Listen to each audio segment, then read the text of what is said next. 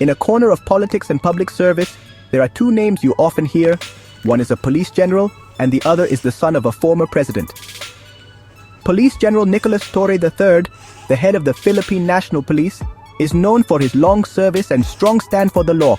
On the other hand, Sebastian Baste Duterte, the current mayor of Davao City, is famous not just for his last name, but also for his frank and direct way of speaking.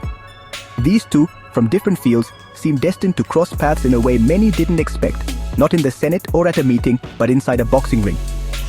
The story began with a challenge thrown by Mayor Baste Duterte on his podcast on July 20th, 2025. At 37 years old, he confidently said he could beat the 55-year-old general in a boxing match. This challenge quickly spread like wildfire on social media and soon reached General Torre. Many waited to see how the general would respond. Would he take the bait or would he just ignore it? However, instead of seeing it as a personal attack, General Torre saw a great opportunity that could bring good to many. General Torre quickly accepted the challenge, but he had a unique condition. He wanted their face-off to be a boxing for a cause. All the money raised from the fight would go to families affected by recent floods in the country. From a simple challenge, what was supposed to be a personal fight turned into a big charity event. Suddenly, the whole country became interested.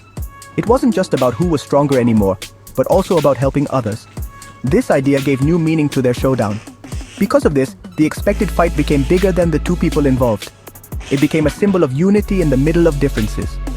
The public was split in their support, but everyone agreed that the most important win was the help that would reach those in need. Tickets sold out fast, and donations started pouring in. This boxing showdown, which started with some strong words, suddenly became a beacon of hope for thousands of Filipino disaster victims, proving that even in tense times, there's still room for community spirit. As the fight day got closer, set for July 27, 2025, the war of words between the two sides heated up even more. It seemed like every day brought a new chapter to their conflict. Mayor Baste Duterte set a condition. President Ferdinand Marcos Jr. should order all elected officials to undergo a hair follicle drug test.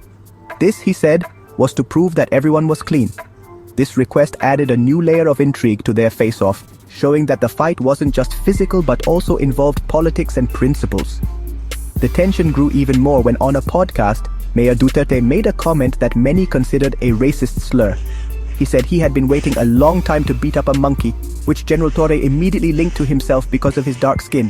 For the general, this was no longer just a challenge, but bullying and a personal attack.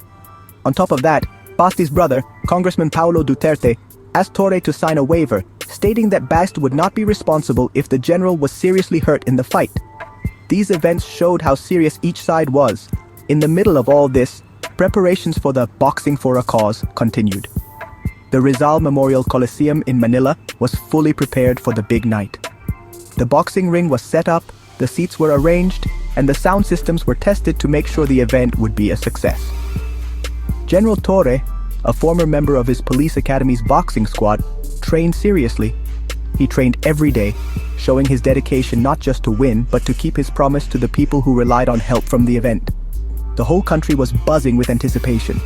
News on TV, radio, and online was always full of updates about Torre versus Baste.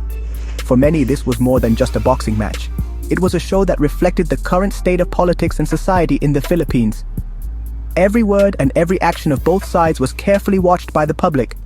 The stage was set, the audience was ready, and the only thing left to wait for was the bell to ring to start the fight everyone was looking forward to. Sunday, July 27th, 2025, the day everyone had been waiting for, arrived. The Rizal Memorial Coliseum was packed with spectators, supporters, government officials, celebrities, and ordinary citizens who wanted to witness the historic fight. Everyone was eager to see General Torre and Mayor Duterte face off.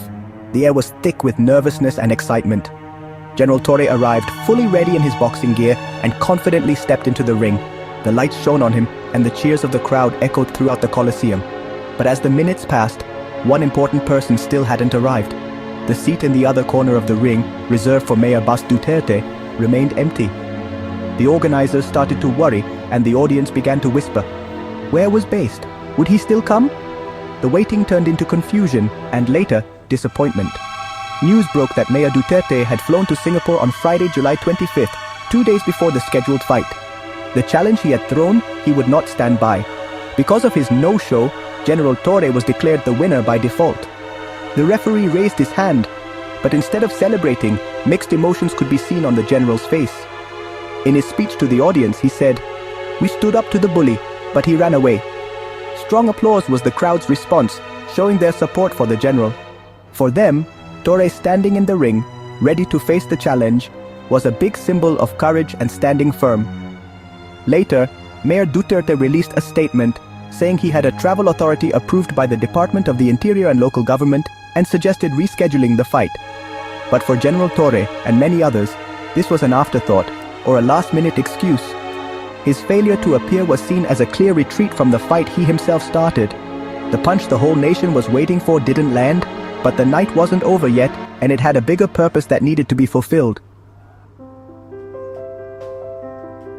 Even though the much-anticipated boxing match didn't happen, the night was not wasted. The fight that wasn't paved the way for a bigger victory. The event continued as a charity event, and the focus completely shifted to the real reason it was organized, helping flood victims. Various personalities took to the stage to show their support.